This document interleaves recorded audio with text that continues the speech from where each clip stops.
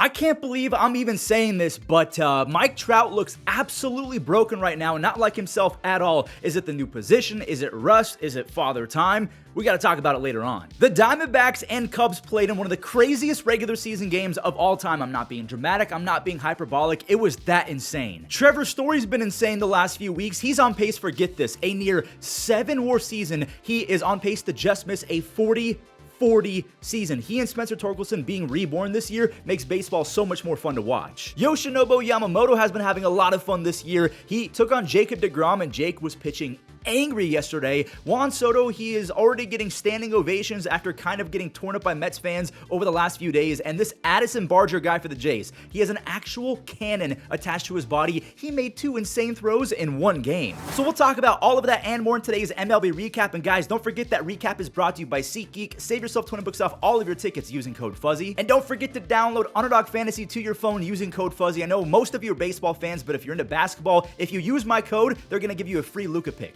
You're welcome. You guys are literally about to witness one of the craziest regular season games in the history of baseball. It seriously rivals that Yankees-Twins game from a few years ago where Aaron Hicks walked it off with that crazy Webb gem. Carson Kelly, he kicked off this game with his 5th home run. He's only played in 11 games. Corbin, he cut the Cubs lead down to 1, and it's back to a much bigger lead. A big lead because Ian Happ hit a big home run, a grand slam. By the way, he has 3 base hits in back-to-back games. He raised his batting average 44 points over the last few games. Michael Busch makes it 7-1, so no chance that Arizona makes this comeback, right? Oh, they did. Another grand slam. Eugenio Suarez, he's been stuck at 5 home runs for the last 14 games. That slam gives him 6 on the year. Perdomo, he pulled a Michael Busch. He has an RBI after his teammate hit a grand slam. Randall Grichuk, all he had to do was put the ball in play, and I believe that's the rookie Gage Workman over there at the hot corner. I feel bad for that kid. A 2-run error, and it's a 7 spot for the Snakes. No, wait, it's a full-blown double-digit 10 spot in the 8th inning. 10 runs in 1 frame. Lourdes Gurriel Jr. put the Diamondbacks up 4 after being down 7-1 to start that inning. Carson, he did it again, didn't he? 6 home runs in 11 games. This is probably the best start by a catcher for any season ever. And the crazy part is most of this damage has been done in the last 9 games he's played. 6 home runs, 18 RBIs, and 11 walks in 9 games. That's one of the best 9-game stretches, not just to start a season, but of all time. Speaking of all time, we just witnessed one of the greatest regular season games ever. Kyle Tucker reclaims the lead with a 2-run lefty bomb. He's got 6 home runs, 21 RBIs, 4 stolen bases. Seiya then said, "See ya," back-to-back home runs. We just saw 21 runs scored in 1.5 innings. Ryan Presley, he knocks down the save. Is that the best regular season game ever? That wasn't the only game where a team made a pretty sizable comeback in the 8th inning, but I gotta show this Mets game first. We're gonna skip to the 5th. Tyrone Taylor, he laid down RBI, triple, 3 bases, so he's at 3rd as the tying run for Juan Soto, who is currently getting a standing ovation. He's been getting roughed up in the box and on social media. Fans, they wanted to show that they had his back, and he clutched up. It's 2-2. Nolan Arenado then did the exact same thing. His 2nd base hit drove in Wilson Contreras and Mark Vientos. That's his 2nd home run of the year. I think in back-to-back games, he reties it. We're in the 8th inning now. Brandon Nimmo, he got on, and a pickoff got away. Phil Maton then served up a meaty hanging curveball for Luis Torrens. That double gets the lead back. By the way, Luis Torrens has been smashing baseballs this year. Wait, hold on. Is that Brendan Donovan? Staying fair. It's off the foul pole. Donovan is hitting .463 with 8 extra base hits, 3 stolen bases over his 14-game hit streak. He almost has a .370 on base for his career. Is he the most underrated hitter in baseball? Anyway, you're about to see why everyone in MLB tries to throw 95 because 91 inside, it's not enough. Francisco Lindor, he launches a walk-off home run. I mean, it was just another day at the ballpark. He basically didn't even react. He saved his first base hit of the game for when it mattered the most. The Mets are now 7-1 at home. The Cardinals are the opposite on the road, 1-7. Here's the other 8th inning comeback. It wasn't a 10-run inning or anything, but still, it was a fun game. The Twins, they went up by 4 after Ryan Jeffers. He played a Carlos Correa, and this dude looks like a teenager. That's because he's 22-year-old Luke Keeschel, so obviously not a teenager, but he put up some very nice power speed on base numbers in the minor leagues. That's his first big league RBI on his first base. His family's there. They're hyped up. Trevor Larnach, that's his first of the year. He hit 15 in 112 games last year. That's got to be a big weight off his shoulders. Keeschel, another base hit. He also stole a bag later in this game. He scores on the Julian sac fly. Chris Paddock for the Twins struck out 6. He leaves after allowing just 1 run. It was a long run, by the way. Jared Kelenic went 400 420 feet. We're in the 8th inning now, and I cannot believe that Griffin Jax was the one who blew this game. Olsen, he doubled to get Ozuna to third. Ty France, he dove to make a sick play, but Griffin Jax took one of the worst routes, and not the shape of the route per se, but he slowed himself down by just staring at the play. Get to first base, and then go from there. Ozzy, that's an RBI infield single. Jackson walk Murph. He set up bases loaded for Harris. Cole Sands is in, and it doesn't matter who's pitching because Michael, he seared a base hit to right to score. Drake Baldwin, he got the pinch hit opportunity, and the rookie completes a 5-run 8th inning to win it. Rizal now has 3 saves on the year. The Braves, they're creeping up. They're 6-13. The Twins are 7-13.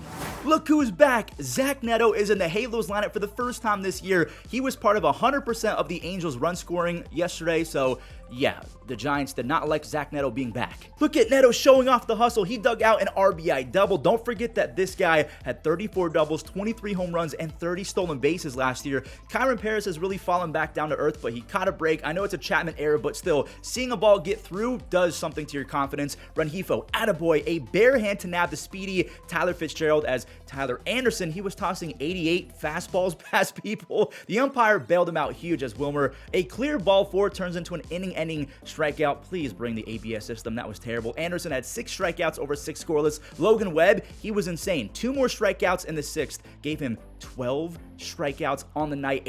I was going to say new career high. That ties a career high. Kenley Jansen has 5 saves on there. He has not allowed a single run. The Halos are back over 500. They're 10-9. The Giants are 13-7. But another elephant in the room conversation, we have to talk about Mike Trout. You saw him strike out versus Logan Webb. He's now 1 for his last 18, which he's been in slumps before. Like, Trout has had slumps, but never like this. After that last game where he struck out in all 3 at-bats, he's now 1 for 18, but has 11 strikeouts over that 1 for 18 stretch. On top of that, he only has 1 walk his last 8 games. That's not like the Mike Trout we know. He's chasing at pitches we've rarely ever seen him chase at. Is it rust? Is it the fact that he's at a brand new position, so maybe mentally he's just out of whack? Is it just simply a slump? He's batting .201 his last 48 games. Just barely above 200.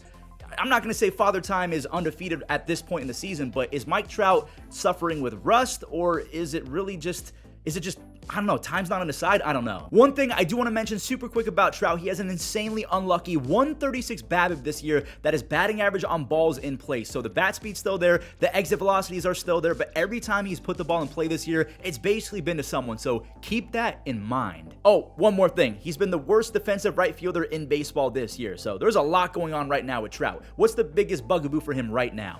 All right, let's get back to some double-digit scoring real quick. Oneil Cruz with another leadoff home run. That is 3 straight games with a home run, back-to-back games with a leadoff cannonball. Bo.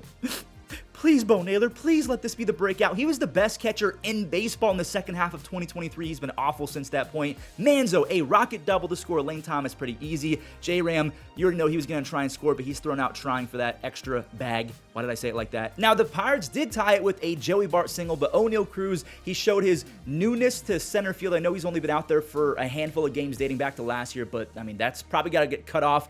Bo Naylor, he doesn't mind. That's a 3 RBI game. Jose, he laced his 368th career double. He then stole his 245th bag. Then he scored his 906th run. No RBI for Santana, but those stats are unreal. Jose's going to be a Hall of Famer. And do you guys hear that?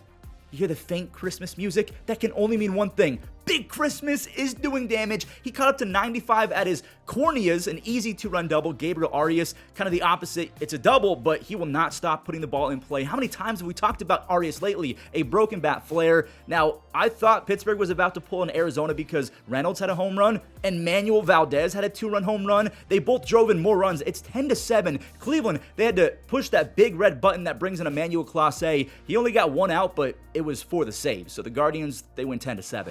Boston also put up 10, but they didn't allow a million runs in the final few frames to stress their fans out. Trevor, he's making sure we all know his story is still being written. I'm sorry about that, but hey, I had to do it. Trevor Story, he just went 430 feet for a 3-run moonshot. Trevor got on again, and Rob Refsnyder, he peppered one off the monster. That ball was in the air forever. Benny Biceps, he's back where it all started. 3 home runs. Check this out. Since early August of last year, Benny Biceps has 15 home runs and a 151 WRC plus in 56 games. Trade him to a contender, please. Cedon. That's his first of the year, only his second extra base hit all year. He's going to get a lot of leash considering he got an extension and his defense is world class. Bregman, he took a walk again, and Trevor, he told the White Sox a bedtime story. Yeah, I did it again, sorry, but that's his second 3-run home run, his third 3-run home run of the year. He's batting .321 with 5 home runs, 6 stolen bases, again, a near 40-40 pace. Carlos, Mr. Narvaez, that's his first home run of the year. The White Sox, they got beat up, but at least we got to see super prospect Edgar Cuero lacing a base hit. That's his first of his career. It's a double, and he did a lot of that in the minor leagues. Brooks Baldwin stay hot with an RBI, but I mean, that's really it. Chicago falls to 4-15. The Red Sox are back over 500 at 11-10. Now, I do have to shout out the Red Sox for timing this perfectly because they let the rookie Hunter Dobbins get some action out there, and the White Sox are the perfect opponent.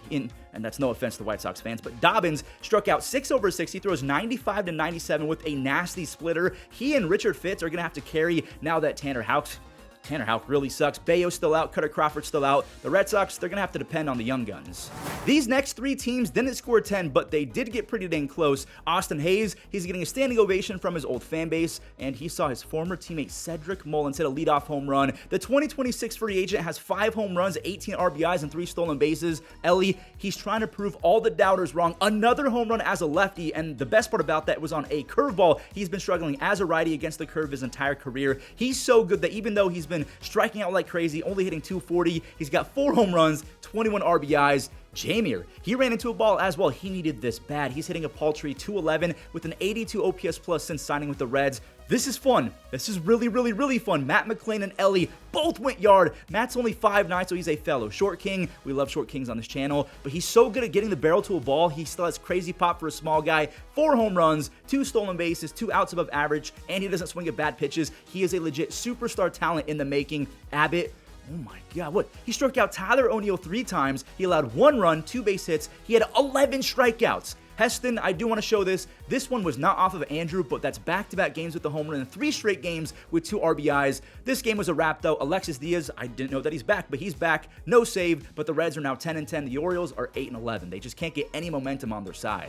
Yankees fans love hearing that. By the way, the Yankees were not one of the 3 teams that nearly scored 10. This game only had 1 run combined between both teams because Carlos Rodón, he was throwing changeups up in the zone. He's trying to set up the fastball and slider down. There's the slider down, and there it is again. 3 strikeouts in the first for bearded Carlos Rodón. Maybe he's getting his mojo back. Same with Paul Goldschmidt. He's batting .375 with a near .420 on base. Drew Rasmussen then walked JC Escara. Can't do that. So now Paul, he's in scoring position, and Trent Grisham, he delivered again. He fought off a tough sinker to bloop it in for the game's only run. Anthony Volpe, dude, no way, no, yes way, across his body to rob Curtis Mead. Volpe's already up to 4 DRS and 1 outs above average. Rodón, he's allowed to yell now. He got kind of criticized for screaming and showboating way too early in the game last year. 6 shutout, 9 strikeouts. I want to see some emotion going forward. I like that. Ben, this ball's gone. I lied. There are more runs. Ben, 6, wait, that ball's caught. Jose Caballero robs it, and then Luke Weaver, he came in and he was Mariano Rivera. Not even kidding. He was pitching like it was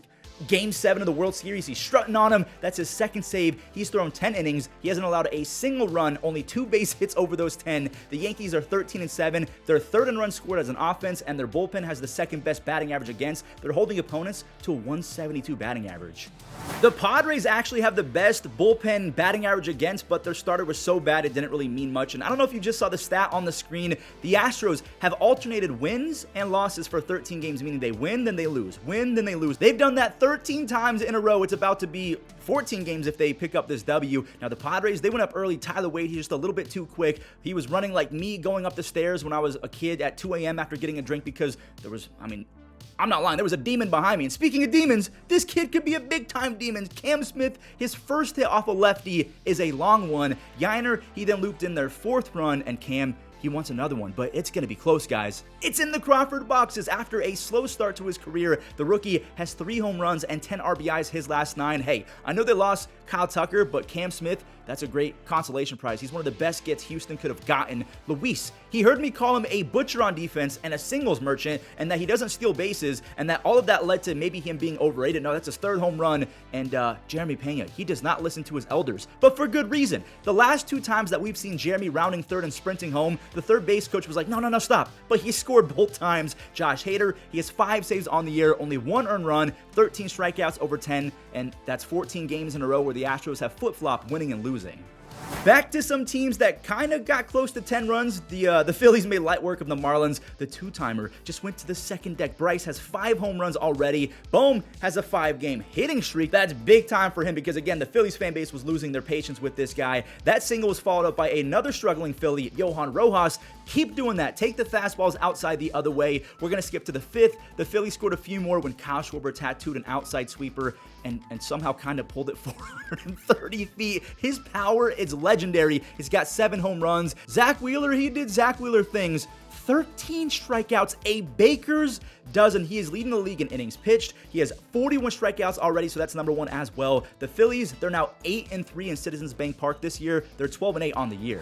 If there was a trophy for the best team in baseball at losing after they scored first, the Royals would legitimately be the World Series winner of that league. Bobby, he's an easy after Vinny P had a standing double, but the Tigers, they answered with a Tomas Nido RBI. I didn't even know that Nido was on the Tigers. Torkelson, he was on again. Go figure. He scores. Andy Ibanez, he doesn't care if it's Cole Reagans, Randy Johnson, Sandy Koufax. He eats lefties for breakfast. Jackson Jobe, he finally got the strikeout stuff going because it's been weird. He throws really, really hard, has nasty stuff, but he only has 16 strikeouts his first 24 innings as a big leaguer. He's kind of like the starting version of Emmanuel Clase. Clase doesn't strike out a lot either. The Tigers broke it open fully against Cole Reagans. I mean, not fully. He only gave up a couple runs. Riley Green, he swatted that looping curveball to make it 3-1. Trey Sweeney, he added even more after Cole left the game. And Torkelson, it's down the left field line for a 2-run two-bagger. It's been so cool to watch. Story breakout. Torkelson refined his mechanics and breakout. He's got 6 RBIs over his last 3 games, and his OPS plus is still at a crazy 190. This one ended with a Zach McKinstry walk-off web gem. Things got a little bit hairy for Tigers fans, but their squad is now 12-8. The Royals are 8-13. The Dodgers are without their unicorn. Shohei is not in this game because he and Momiko are expecting their first child. Remember, Momiko is a former pro basketball player, so this kid might also be an alien. Tommy Edman. Who is this guy? Tommy Edman has an NL best 7 home runs. This one was off Jacob the GOAT. Then Yoshinobu went out there and showed Texas his stuff. He got the first 2 outs via the strikeout. I think Simeon was on the splitter. Then he got Seager to whiff at a curveball. Jacob deGrom, he started pitching angry the rest of the way. He was painting 97 in the 7th inning. He had 7 strikeouts across those 7 innings. The only problem is Yamamoto also went 7, and his start ends with a strike him out, throw him out. He had 10 strikeouts, no walks. He has 38 strikeouts in 29 innings. Only 3 earned runs allowed his first 5 starts. Teoscar, he tacked on another insurance run with a flick of the wrist to right field, another 2-strike RBI, a sac fly. Tanner Scott, he got lucky. I'm talking very lucky that Josh Young, he scorched one foul, but look at the bounce. The spin made it go fair. Kind of like that was as close as it can possibly get. Tanner Scott has 7 saves. The Dodgers are 15-6. They're looking beefy right now.